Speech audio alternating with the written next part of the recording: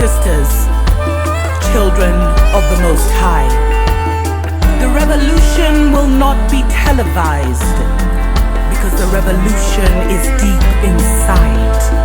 So don't look for the revolution outside, but rather transform and heal your mind. Hello and welcome, beloveds, to the revival of the show we used to do called Africa 101. And Africa 101 is basically a show that looks at all the different facts and history and things that we should know about Africa, especially at such a time as this. We're told so many times that if we don't know our history, then we are destined to repeat it. If we don't know who the enemy is, then we're destined to make them a friend. If we don't know what really happened, then it could just come right back around and happen again. So it's very important for us to understand where global Africa has come from, especially because we have systematically been separated from one another, and there's been this divide and rule, divide and conquer, and they love to say that hide something in a book and black people won't know about it or African people won't know about it, but that's a lie from the pit of hell. But anyway, one of the things that has gained a lot of interest, especially in these anti-racism protests that we're seeing across the world, and a lot of the statues coming down.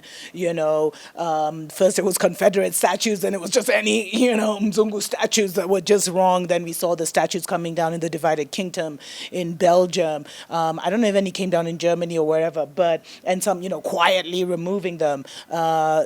Statues defaced in Italy, etc., etc.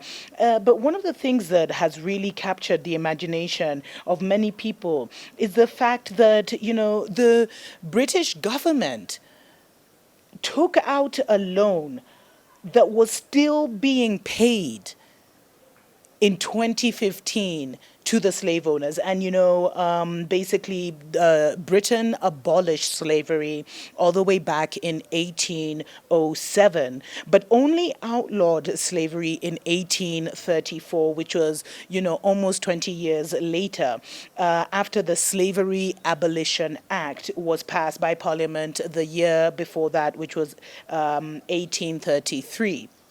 Now, numerology, the numbers, seriously. Anyway, the British government actually paid slave traders £20 million in compensation to get them to, agree to let their slaves go. No compensation, no reparation, no, seed funding was given to the slaves, none.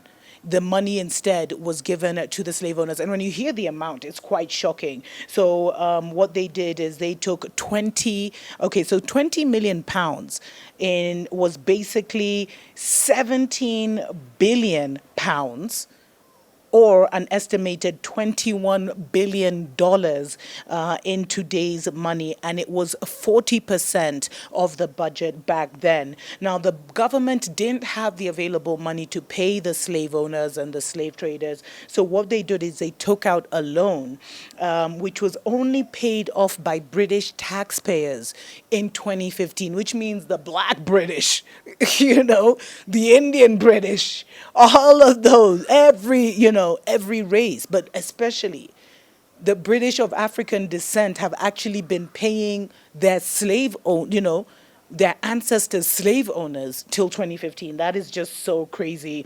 This article said that means that living taxpayers in the divided kingdom, including descendants of enslaved people, paid billions of pounds to slave traders to stop them from trading in human lives. Wow. And basically they were paid, to slave owners for their loss in property. They were compensated. Otherwise, they would never have agreed to let the people go. And the shocking thing that has emerged is that among those paid were ancestors, among those paid were ancestors of several prime ministers, such as, David Cameron, governors of the Bank of England. They say that at least 100 priests from the Church of England somehow, the money went through their hands, or they benefited in one way or another because of the donations that were given to the church to build, etc., etc. And just, they mention all this. They even mentioned this guy, if you're from Britain, you may know him, John Gladstone, the father of William Gladstone. William Gladstone was actually a prime minister in the divided kingdom during the 19th century, 4 times. His father actually received a compensation of £106,000, which is equivalent of £83 million today.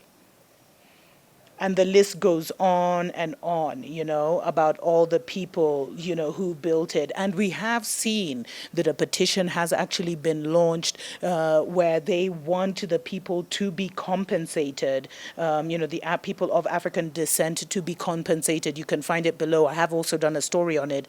Do consider signing the petition, especially if you're in Britain, because they do have a map, because it's already past 12,000, which means that the government of, will have to respond. But if it surpasses 100,000, it will have to be debated in Parliament, and what a time it would be to hear such a debate go on. Until next time, tuko pamoja.